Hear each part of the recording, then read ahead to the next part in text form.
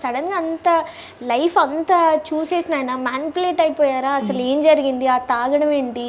మరీ యూట్యూబ్లోకి దిగజారిపోయి అంత సిచ్యువేషన్ ఎలాంటి పరిస్థితుల వల్ల వచ్చింది? Correct question. నేను ఇంటర్వ్యూస్ రావడానికి కూడా రీజన్ ఇదే.